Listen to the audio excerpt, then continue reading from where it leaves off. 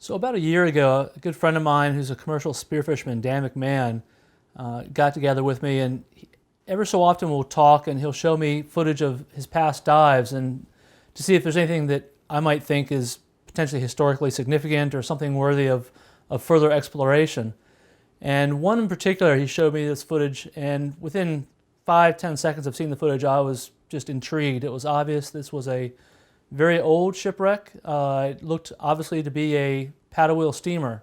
So the very first dive on a wreck, I want to try to gather every bit of information I can on the site. So I immediately going down the line, I had the camera getting ready to document the dive, and coming down the line you can see the paddle wheel hubs and the shaft immediately. That's a very prominent feature on the wreck site. So at that point I started documenting that, and then moving forward came across a very archaic, very old steam engine. Unlike the typical triple expansion steam engines that I'm used to on 20th century vessels, this is a very odd piece of machinery. And then forward of that, swimming a little bit more, you come across two sets of double railroad style boilers. They're very long and smaller diameter boilers. And that really defines the site, is that machinery from the paddle wheel, that assembly forward to the boilers. And then after that, all you have is bits of debris. You have a lot of brick around the site, two anchors, basically define the bow, because you have no wreckage of the hull to see at all. There's no trace of the hull or any of the other pieces of the superstructure. It's just the machinery and then debris. So this wreck, it's very hard to work, very hard to explore, because we're talking about a site that's over 100 miles offshore, basically approximately 300 feet of water. So it's not an easy site to get to in an area where weather potentially can be an issue, currents can be an issue, marine wildlife can be an issue. The reason we want to try to minimize our exposure on decompression is because if a shark, or sometimes many sharks, show up, you can't just call a timeout if you have to do another 60 minutes of decompression. You basically have to ride that out, because the last thing you want to do is get bent when you're 100 miles offshore and probably 4 or 5 hours from assistance, to whether it be from the Coast Guard or to a hospital with a chamber. This type of vessel, it's a sidewheel paddle wheel steamer, and this is not what you expect for a blue water vessel, a larger iron-hulled steamer, stern wheel or sidewheel steamer. So this looks to me like potentially a coastal, more of a packet steamer. It's kind of odd being this far offshore.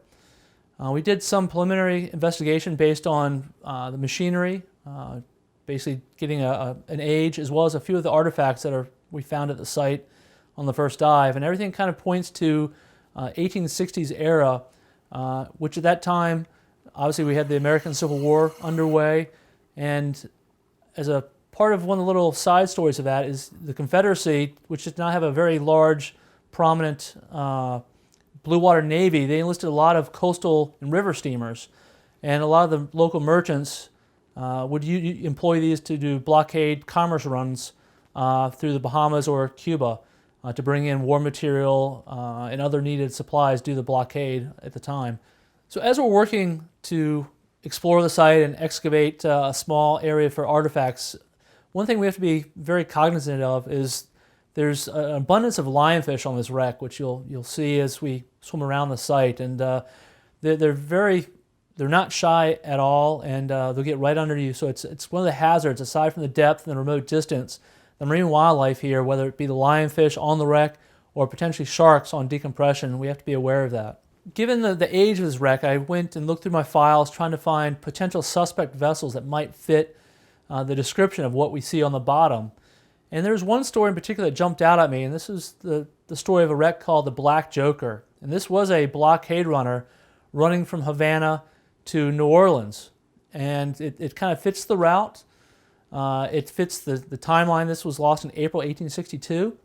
And we know the survivors, it was lost in a storm. They ran out of Havana, and a few days later they encountered a storm in the Gulf of Mexico. And all the passengers and the crew got off to lifeboats. And the vessel basically went under during the storm.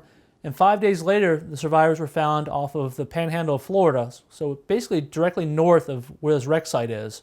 So we're trying to basically test our theory if this is the Black Joker. which this was built in 1837, originally as the C. Vanderbilt by one of the richest Americans in U.S. history, Cornelius Vanderbilt. And it was used in the basically ferry trade up in the northern states, up in New York and up to Maine. And then a few years later, it was sold and went down to the Carolinas. It basically steamed between Wilmington and Charleston, South Carolina, running the mail and other freight and passengers. And it came around into the Gulf just before the American Civil War. So we're trying to figure out, it's because of the time frame, we're not seeing a lot of artifacts that would help basically name the vessel, like you look for a bell or something like that, or capstan cover. So what we're going to, and also because if this is a blockade runner, you're going to not want to readily identify yourself. They changed their name several times. First it was a C. Vanderbilt on one of its first runs.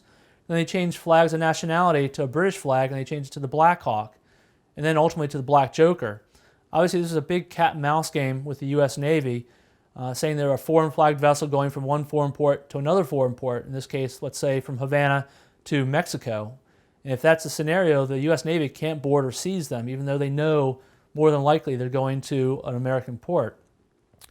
So what we have on the site is, in the cargo areas, lots and lots of bottles. We're seeing wine bottles, we're seeing bottles with butter, preserves, which we think is basically the top layer of the cargo, the more fragile cargo. And we're trying to clear a small area of these bottles to get down below, because if we think this is a blockade runner, we would expect to find heavier war material below that, whether it be gunpowder, rifles, bayonets, things of that nature. So that's what we're kind of working towards, is trying to do basically just excavate a small test trench to see if we can maybe support our claim this is a blockade runner. I guess the reason you want to identify a wreck is just to close that chapter, close the story on that vessel. I mean, right now we know it was lost. We know that there were survivors, but we don't really know anything really about the ship itself. We don't know what it was carrying. There's that whole chapter about blockade running and American history that I find very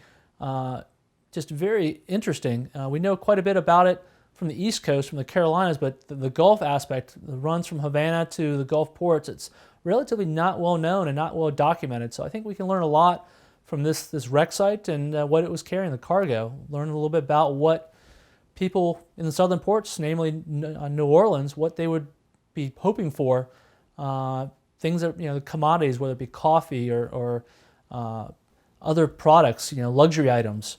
We just don't know what we're going to find. Hopefully, though, with perseverance, we'll succeed in identifying this wreck.